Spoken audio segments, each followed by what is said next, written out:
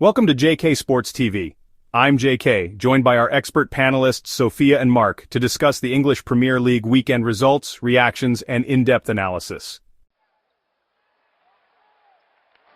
Saturday, March 8, 2025, Match 1, Nottingham Forest 1, Manchester City 0. In a surprising turn of events, Nottingham Forest secured a 1-0 victory over Manchester City at the City ground. The decisive moment came in the 83rd minute when Callum Hudson-Odoi received a crossfield pass from Morgan Gibbs-White, maneuvered past defender Josko Gvardiol, and fired a shot between goalkeeper Ederson and the near post.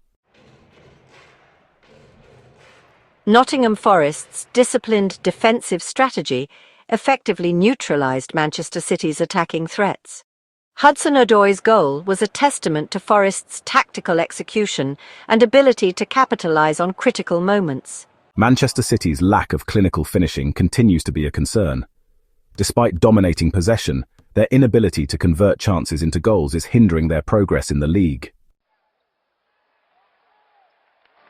This result solidifies Nottingham Forest's position in the top 4, enhancing their prospects for European competition next season.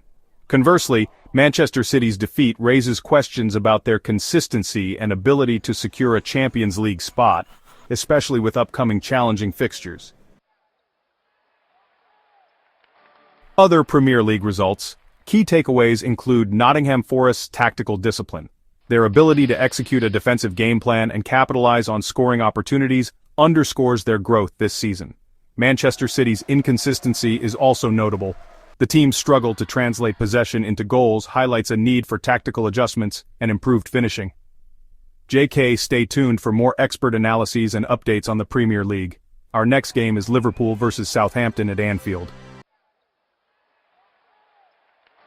Match 2, Liverpool 3, Southampton 1, JK, Saturday, March 8, 2025, where Liverpool secured a 3-1 victory over Southampton at Anfield. What were the key moments, Marc?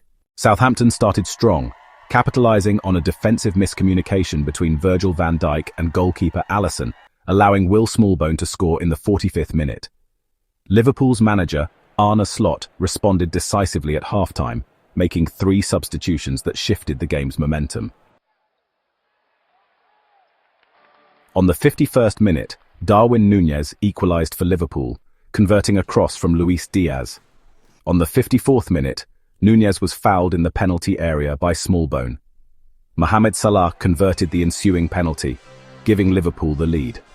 On the 87th minute, a handball by Southampton's Yukinari Sugawara resulted in a second penalty, which Salah also converted, sealing the 3-1 victory. Sofia, what are the player highlights? Mohamed Salah. With his 2 goals, Salah moved into 3rd place on Liverpool's all-time goalscorers list and matched Sergio Aguero's Premier League tally of 184 goals. Darwin Núñez. His performance was pivotal, not only scoring the equaliser, but also winning the first penalty. There were controversies. Southampton's manager, Ivan Juric, expressed frustration over the penalty decisions, suggesting they were soft. What do you think, Sofia and Marc? Liverpool's ability to adapt after a challenging first half showcases their resilience. The halftime substitutions were strategic, injecting energy and altering the game's dynamics. Southampton's early advantage was undermined by defensive lapses and conceding penalties. Their inability to maintain discipline against top-tier teams remains a concern. Liverpool's comeback underscores their championship credentials, extending their lead at the top of the Premier League to 16 points. Stay tuned to JK Sports TV for more in-depth analyses and updates on the Premier League. Our next game is Brighton and Hove Albion versus Fulham. Stay tuned to JK Sports TV for more in-depth analyses and updates on the Premier League. Our next game is Brighton and Hove Albion versus Fulham at Match 3, Brighton and Hove Albion 2, Fulham 1 at Amex Stadium. Let us analyze the Premier League match from Saturday, March 8, 2025, where Brighton and Hove Albion secured a 2-1 victory over Fulham. Marc and Sofia, what was the match overview between the two teams? Brighton clinched a dramatic win at the Amex Stadium, with João Pedro converting a penalty in the 8th minute of stoppage time. This victory propels Brighton to 6th place in the Premier League, marking their 4th consecutive league win. Mark, what were the key moments? J.K. Raul Jimenez broke the deadlock in the 35th minute, finishing a swift counter-attack initiated by Alex Iwobi. 5 minutes later, Jan-Paul van Hecke levelled the score with a well-placed header, capitalising on Fulham's defensive lapse. Brighton had 2 second-half goals ruled out by VAR, adding to the match's intensity. And in the 98th minute, Harrison Reed fouled João Pedro inside the box. Pedro confidently converted the penalty, sealing the win for Brighton. Brighton's resilience was commendable. Despite setbacks with disallowed goals, they maintained pressure and showcased mental fortitude, especially with João Pedro's composed penalty under immense pressure. Fulham's defensive discipline waned in crucial moments. While they exhibited attacking prowess, their inability to maintain composure in the dying minutes cost them dearly. Looking ahead, Brighton's ascent to 6th place underscores their European ambitions. Consistency will be key as they face tougher opponents. Fulham must address their defensive frailties to avoid slipping further down the table. Stay tuned to JK Sports TV for more in-depth analyses and updates on Premier League action. Match 4: Crystal Palace 1, Ipswich Town 0. In a closely contested Premier League match on Saturday, March 8, 2025, Crystal Palace secured a 1-0 victory over Ipswich Town at Selhurst Park.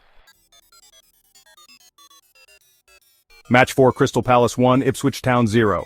In a closely contested Premier League match on Saturday, March 8, 2025, Crystal Palace secured a 1-0 victory over Ipswich Town at Selhurst Park. The decisive moment came in the 82nd minute when Ismaila Sarr executed a sublime chipped finish, breaking the deadlock and earning the Eagles all 3 points. Sofia, can you give us the match overview? Both teams had their share of opportunities throughout the game. Ipswich Town, despite their struggles this season, managed to create 15 scoring chances, with 8 shots on a target.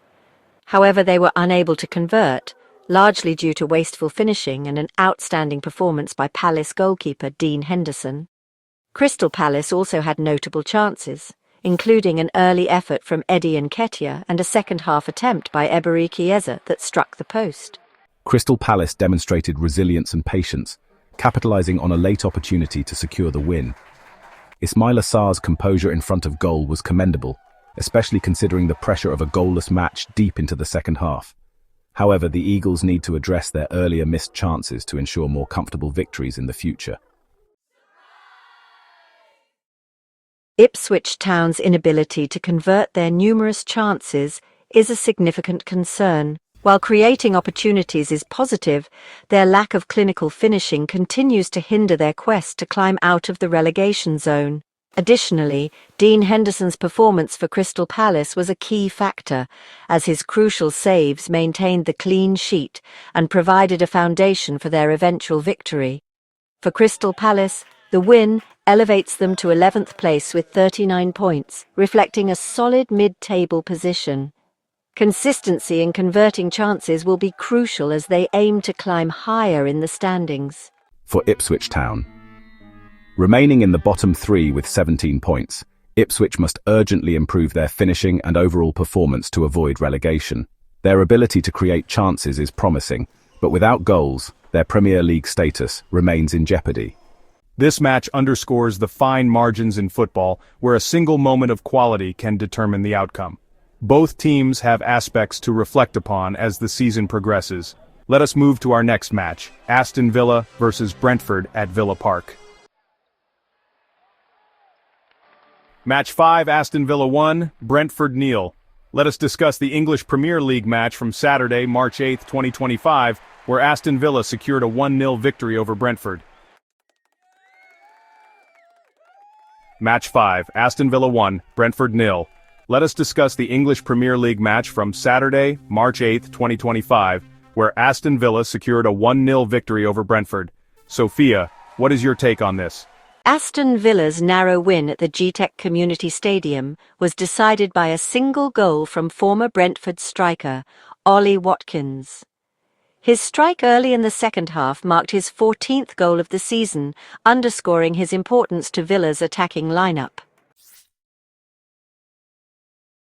Watkins's decisive goal. In the 48th minute, Jacob Ramsey delivered a precise pass to Watkins, who capitalised on the opportunity, slotting the ball past Brentford's goalkeeper.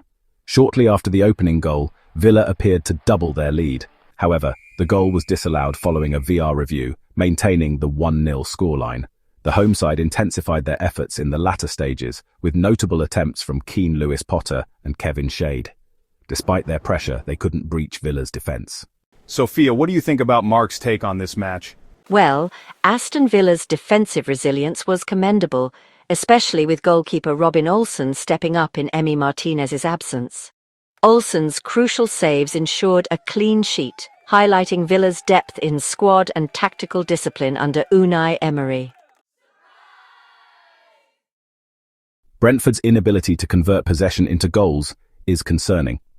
Their lack of clinical finishing, despite creating opportunities, suggests a need for sharper attacking strategies. The absence of key players due to injuries also seemed to affect their cohesion on the pitch. This victory propels Aston Villa to 7th place in the Premier League standings, bolstering their aspirations for European competition next season. Conversely, Brentford's quest for a home win in 2025 continues, and addressing their recent home form will be crucial for their mid-table stability. Looking ahead, Aston Villa will aim to maintain their momentum in the upcoming fixtures, focusing on securing a top 5 finish. Brentford, meanwhile, must regroup and strategize to overcome their recent challenges, particularly in home games, to climb the league table. Our next analysis, it is the game between Wolverhampton Wanderers versus Everton. Match 6, Wolverhampton Wanderers 1, Everton 1. Let's delve into the Premier League clash between Wolverhampton Wanderers and Everton, which ended in a 1-1 draw on Saturday, March 8, 2025.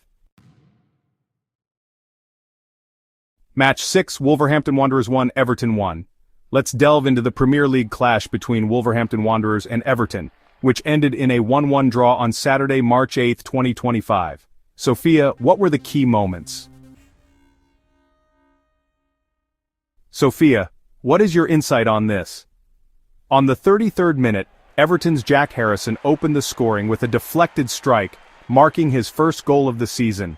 On the 40th minute, Wolves' Marshall Munetsi equalized with a neat finish following a well-executed team move. Everton's extended unbeaten run to 8 games under David Moyes showcases their improved stability. However, their recent spate of draws indicates a need for greater offensive creativity to convert stalemates into victories. Looking ahead, both teams remain vigilant in their quest to distance themselves from the relegation zone. Wolves' upcoming fixtures will test their depth, especially if Munetsi's injury sidelines him. Everton aims to transform their defensive solidity into more decisive attacking performances to climb the table. Stay tuned to JK Sports TV for more in-depth analyses and updates on the Premier League. Sunday, March 9, 2025. Our first Sunday match analysis is the match where Chelsea secured a narrow 1-0 victory over Leicester City at Stamford Bridge and moved into 4th place in the Premier League standings. Our first Sunday match analysis is the match where Chelsea secured a narrow 1-0 victory over Leicester City at Stamford Bridge and moved into 4th place in the Premier League standings. Sophia, what were the key moments of this game? On the 60th minute, Marc Cucurella scored the decisive goal, receiving a pass from Enzo Fernandez and firing a shot past goalkeeper Mads Hermansson. On the 22nd minute, Chelsea's Cole Palmer had a penalty saved by Hermansson, ending his streak of 13 consecutive successful Premier League penalties. Chelsea's performance. Despite dominating possession, Chelsea struggled to break down Leicester's defence, particularly after the visitors switched to a back 5 formation under manager Ruud van Nistelrooy. Defensively, Chelsea were solid, with goalkeeper Robert Sanchez making crucial saves, including an 86th minute effort against Ricardo Pereira. Leicester's defensive resilience was evident, but they lacked the clinical edge needed to convert counter-attacking opportunities. The defeat leaves them second from bottom, 6 points adrift of safety. Chelsea's head coach, Enzo Maresca, acknowledged the challenges posed by Leicester's defensive setup and praised his team's adaptability. He also addressed concerns over Cole Palmer's recent form, emphasizing the importance of team reliance and expressing confidence in Palmer's abilities despite his penalty miss. Chelsea's victory was hard-fought. While Cucurella's goal was a highlight, the team's inability to convert possession into more goals raises questions about their attacking efficiency. Leicester's defensive strategy was effective in disrupting Chelsea's rhythm. However, their failure to capitalise on counterattacks suggests a need for greater composure in front of goal. The contrasting fortunes of both teams are evident. Chelsea's climb into the top four is significant, but their performance lacked the dominance expected against a relegation-threatened side. Leicester's plight deepens, and without a change in fortunes, relegation seems imminent. Match 8, Tottenham Hotspur 2, Bournemouth 2, JK. Our next match is a thrilling encounter at the Tottenham Hotspur Stadium between Tottenham versus Bournemouth. Match 8, Tottenham Hotspur 2, Bournemouth 2, JK. Our next match is a thrilling encounter at the Tottenham Hotspur Stadium between Tottenham versus Bournemouth. JK, it was a thrilling encounter at the Tottenham Hotspur Stadium, with both teams fighting hard to secure a valuable point. Tottenham and Bournemouth shared the spoils in a dramatic 2-2 draw, with each side displaying moments of brilliance and frustration. Bournemouth started the match energetically, capitalising on Tottenham's defensive lapses. Marcus Tavernier opened the scoring in the 42nd minute, volleying in Milos Kerkez's precise cross. Despite Tottenham's attempts, including a disallowed goal from Justin Kluivert, Bournemouth maintained dominance, heading into half-time with a deserved lead. Bournemouth extended their lead in the 65th minute when Evanilson finished off a swift counter-attack. However, Tottenham's resilience began to show. Papa Matar Sarr's speculative cross in the 67th minute caught goalkeeper Kepa Arrizabalaga off guard, reducing the deficit. The pivotal moment came in the 84th minute when Son Heung-min converted a penalty after being fouled by Kepa, levelling the score. Tottenham, the return of Christian Romero provided a defensive boost, but the team struggled with consistency, especially in midfield.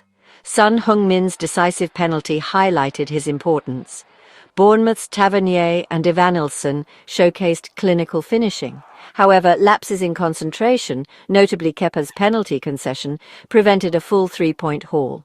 Ange Postecoglou, the Tottenham's manager, acknowledged the team's chaotic performance, but praised their mentality in fighting back. He emphasized the upcoming Europa League match as crucial for the season's trajectory. Postecoglou's counterpart, Andoni Iraola, the Bournemouth's head coach, expressed disappointment over missed opportunities, stressing the need for clinical finishing to compete with top teams. Looking ahead, Tottenham's inconsistent league form places them 13th, with a critical Europa League fixture against AZ Alkmaar looming. Bournemouth's aspirations for European football remain alive, sitting 8th in the table. But they must convert performances into consistent victories. Let us move to our final match for Sunday. Match 9, Manchester United 1, Arsenal 1. It was a highly anticipated clash and both teams delivered a gripping encounter. Manchester United and Arsenal shared the spoils after a hard-fought 1-1 draw at Old Trafford. Match 9, Manchester United 1, Arsenal 1. It was a highly anticipated clash and both teams delivered a gripping encounter. Manchester United and Arsenal shared the spoils after a hard-fought 1-1 draw at Old Trafford. Manchester United started the match with a defensive strategy, setting up a low block to counter Arsenal's possession-based play. This approach limited Arsenal's attacking opportunities, forcing them to dominate possession without creating significant chances. A pivotal moment came just before halftime when Bruno Fernandes scored a remarkable free kick, giving United a 1-0 lead. Arsenal emerged after the break with increased intensity, determined to overturn the deficit. Their persistence paid off in the 74th minute when Declan Rice unleashed a powerful shot from outside the box, levelling the score at 1-1. Despite dominating possession, Arsenal struggled to break down United's defence, and crucial saves from goalkeeper David Raya prevented United from regaining the lead. I think the tactical battle was fascinating. Bruno Fernandes, his first half free kick was a moment of individual brilliance, showcasing his set-piece expertise. Declan Rice, his equalising goal demonstrated composure and precision, highlighting his importance in Arsenal's midfield. David Raya, the Arsenal's goalkeeper's critical saves in the latter stages preserved the draw, ensuring Arsenal left with a point. Exactly. This result significantly impacts Arsenal's pursuit of the Premier League title. They now trail leaders Liverpool by 15 points with a game in hand, making the gap challenging to bridge in the remaining fixtures.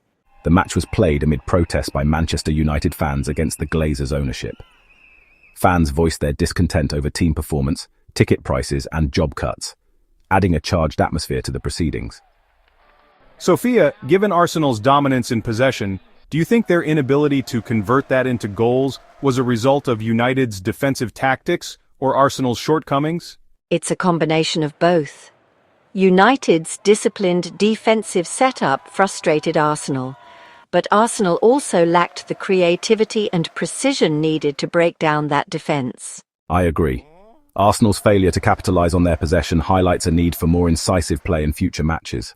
Marc, with United's current position in the league, do you think they're capable of mounting a serious challenge for European spots? It's unlikely this season. Their inconsistency has been evident, and while the draw against Arsenal shows resilience, they need a more sustained run of form to climb the table. The 1-1 draw at Old Trafford was a microcosm of both teams' seasons. Arsenal's struggles to convert dominance into victories and United's ongoing challenges in finding consistency. As the season progresses, both teams will need to address these issues to achieve their respective goals. Thank you for joining us in this analysis. We look forward to bringing you more insights as the season progresses. Don't forget to like, share and subscribe to JK Sports TV.